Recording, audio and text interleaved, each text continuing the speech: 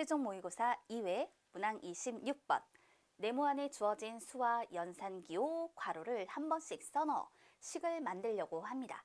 계산 결과가 가장 큰 자연수가 되도록 식을 만들 때 가장 큰 계산 결과는 얼마입니까? 요거 칸의 수를 세어보세요. 하나, 둘, 셋, 넷, 다섯, 여섯, 일곱, 여덟, 아홉, 열, 열하나. 하나, 둘, 셋, 넷, 다섯, 여섯, 일곱, 여덟, 아홉, 열, 열하나. 괄호 하나, 괄호 하나. 이렇게 여는 거, 닫는 거 따로 표현을 해줄 거예요. 그런데 이런 경우에 우리 요 나누기가 사용이 되려면 여기서는 나누어 떨어지는 거 찾아야겠죠. 왜? 계산의 결과가 자연수가 된다라고 했으니까요. 그렇다면 결국 9 나누기 3 이것이 한 세트로 묶여 다녀야겠네요. 그렇죠. 그러면 9 나누기 3 그 계산의 결과가 얼마인가요? 3이 되는 거죠. 그러면 요 세 개를 묶어서 그게 3이야 라고 생각해 볼게요. 그 다음 5, 7, 11 더하기 빼기 곱하기 괄호 이것을 이제 활용해 줄 건데요. 이걸 활용했을 때 계산의 결과가 가장 크려면 어떤 계산의 결과를 빼줘야 된다는 거죠. 근데 여기서 이 3이라는 건요. 3, 9 나누기 이걸 묶어서 3이라고 한 거예요. 그러면 이제 계산의 결과가 가장 크게 하려면 뭔가를 계산한 다음에 제일 작은 수를 빼야 돼요. 여기서 가장 작은 수는 뭐죠? 5가 되는 거죠. 빼기 5 이만큼을 미리 사용을 해둔 거란 말입니다.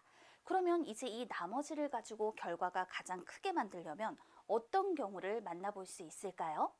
덧셈과 곱셈이 활용이 되어야 되고 괄호가 있어야 돼요. 그렇다면 이런 경우가 있겠네요. 괄호 안에 무엇인가를 집어넣고 곱하는 경우, 그러니까 더하고 곱하는 경우가 있을 수 있겠고, 아니면 이렇게 곱하고 더하는 경우를 생각해 볼 수 있겠죠. 자, 3, 7, 11 이거 가지고 어떤 상황을 만들 수 있을까요? 3하고 7을 더한 후 11을 곱하는 상황이 있을 수 있겠고, 아니면 3하고 11을 더한 뒤 7을 곱할 수도 있겠죠. 아니면 7하고 11을 더한 뒤 3을 곱하는 경우도 만나볼 수 있을 거예요.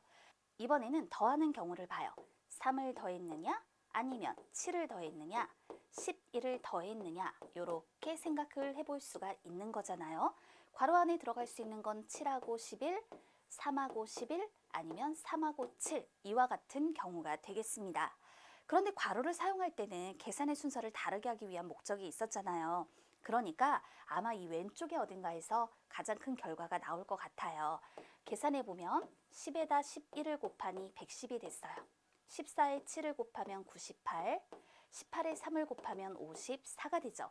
77에 3을 더하면 80, 33에 7을 더하면 40, 21에 11을 더하니 32가 되네요.